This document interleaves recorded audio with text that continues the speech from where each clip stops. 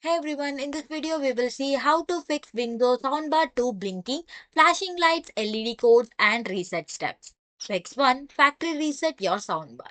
First of all, you have to turn on the soundbar and press and hold the Bluetooth and volume down button simultaneously for 5 to 10 seconds.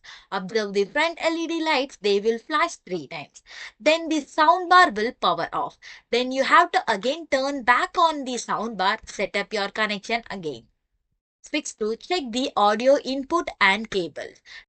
Press the input button on the soundbar or remote to select the correct source. Example HDMI or Bluetooth. Secure the cables by unplugging and firmly reinserting optical or HDMI cable at the both ends.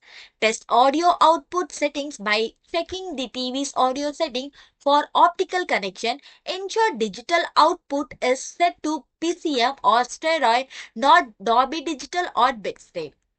Fix 3. Perform a power cycle or soft reset. Turn off the soundbar and unplug the power cord from the wall outlet.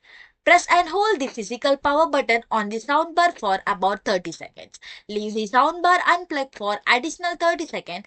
Then plug the soundbar back into the wall outlet and turn it on. Thanks for watching.